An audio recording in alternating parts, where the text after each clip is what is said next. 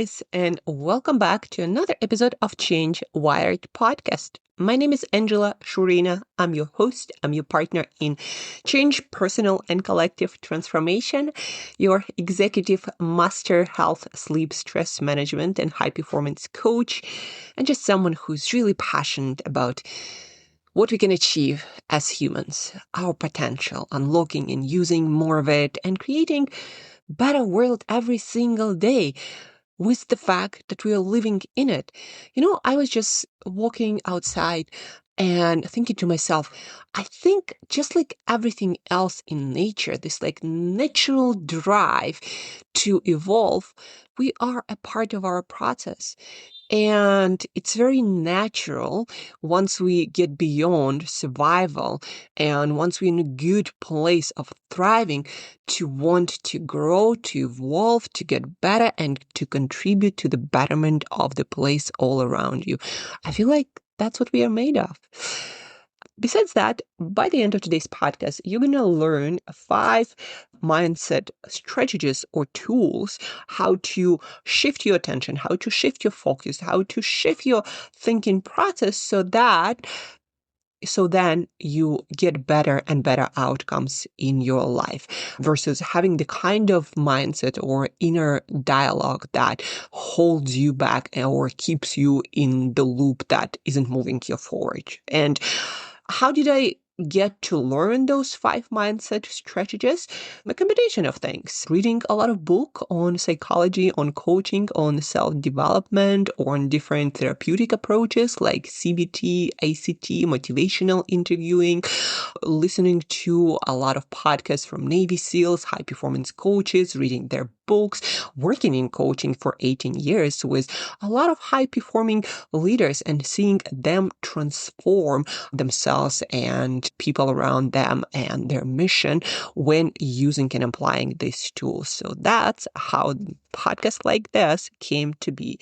And I'm just a natural squirrel who picks it all up and then creates or combines them into beautiful methodologies and step-by-steps that are applicable to different situations in your life. I just recently learned that my thought leadership style is one of a squirrel, not to create something completely new necessarily, but I'm really good at understanding a lot of those approaches and methodologies and tactics and tools from all kinds of different schools of thoughts and then putting them together to apply in a very novel way to a specific situation or a specific area of development. That's what I'm great at. And that's how podcasts like this came to be or come to be. So mindset strategies to help you move your life and yourself, your personal development further and further faster than, again, being stuck in the loop. And I always say, in life, when we talk about any self-development tool or tactic, you don't necessarily want to know like what's the best or what's the most right thing for me. You just want to get your own toolkit or assemble your own toolkit of things that are useful to you. It's not the question of what's the best or what's the most right. It's the question of what's the most useful to you right now. And often asking yourself this question, is this the way I'm thinking, the way I'm looking at the world, the way I'm operating, is this serving me or is it holding me back? And that question, let that question be the ultimate guide and judge of what you're going to keep in your life and what you're going to let go or leave behind, saying, hey, that might be the best thing on earth, but it's just not right for me, right? So is it serving you right now, whatever it is you're using? Speaking of those things that serve you, hopefully these 5 tools will serve you better, just like they serve better a lot of leaders, Navy SEALs, high performers, all kinds, and just people committed to doing their absolute best in this life. So number 1, vision. Have a vision or destination or where you're trying to get behind everything. I was talking to a leader in a session a couple of days ago, And we kind of laughed about it, how we often don't know like what to do next, what the best thing is.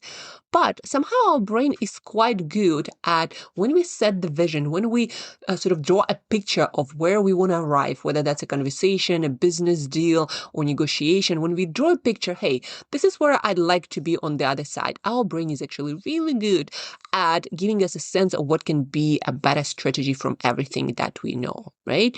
So creating that vision, that also is very applicable to having difficult conversations. Let's say you are about to have one, whether that's again negotiation or some developmental conversation or just personal conversation in your relationships. Like, where do you want to arrive? Do you want to be right or do you want to be happy? Right? What's the vision? What do you want to preserve? What's the main thing as the outcome of this conversation? Where are you trying to get? Keep this vision in mind whenever you are about to start your workout, your day, your work project, or again, a difficult conversation. Just keep that vision in mind. And when you have the clarity about where you want to arrive, you'd be surprised again how good your brain is at giving you a sense, nudging you towards the best possible word or sentence or approach to that specific challenge you're about to face. Or again, just starting your workout. What's the outcome you want on the other side of this workout? And your brain will help you to focus on the right things. Number 2, do a slightly harder thing. Choose to do in every situation a slightly harder thing. What I mean by that is you wake up and you don't want to make your bed. Make your bed. You wake up and you don't want to splash that cold water in your face, even though you know it makes you feel good. Splash that water. You wake up, you don't want to drink that water before your coffee or your workout. Drink that water. You have your meal, you don't want to wash those dishes. Wash those dishes. You did, I don't know, have a garbage in your hand, a piece of garbage, and the trash bin is, I don't know, further away. Hold that garbage, put it in your bag, wait till the next trash bin. You don't want to, I don't know, help someone out on your way to work when you're already rushing. Your brain tells you to do this thing, help them out. And when you do that, not only you gonna move through life easier and faster, and somehow your journey will be accelerated, even though it might seem like you don't have time to do those extra small things. But what again, Navy SEALs and other high performers that I learned from, that I listened to, that I got certified with, people who went through a lot of hard stuff in life and in their line of work, what they learned when they analyzed their journey looking backwards is that those small things, they might seem like a little bit more time and a little bit more effort, but when you look at a bigger picture of your life, when you zoom out, they actually save you time, save you effort, and make your life just a little bit smoother. Slow is fast, or what do you call it? Slow is smooth. Smooth is fast. So do that extra hard thing. My personal hack or take on it is, in order to make that harder thing, like reading your book instead of scrolling, like doing a little bit more prep for that presentation that is challenging, that is in front of you, to do a little extra, you want to focus on that vision that we talked about in step 1. When you focus on the result that you want, let's say you finish your workout and all you want to do is go to sauna, but you're like, hey, there is this cold plunge and I know it's actually really good for me. Think of the thing on the other side of the emotion, of the outcome, of the vision. Even if it's a vision of yourself who does harder things, think of the vision, put a reward in front of that hard thing, hang this carrot in front of your eyes, understand why you're doing this, why it's worth an extra step, extra bit of effort. Understand that, and doing the harder thing will get a lot easier. It is a lot of people push themselves like, I just gotta push through, but why? And if you don't have a clear answer, that's when your discipline and willpower or strong mindsets start to wobble. Like, really get into the core of why you do the things that you do and why a harder thing is worth a little extra effort. Number 3, uncomfortable emotion is not a sign to stop or pull back. Uncomfortable emotion, whether that's fear, anxiety, some sort of uncertainty. Uncomfortable emotion is a sign to go slower. Your brain wants you to pay attention to something, but that doesn't necessarily mean it's the time to stop, to avoid, to distract yourself and do something else. What you want to do every time you feel this uncomfortable, unpleasant emotion is to ask yourself, like, what's the reason I'm feeling this?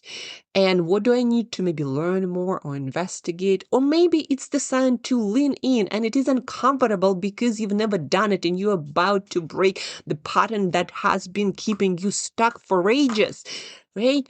Fear, anxiety, all those uncomfortable emotions, they are not black and white, meaning they are not the recipe to necessarily go forward full speed or to get back and, do something else.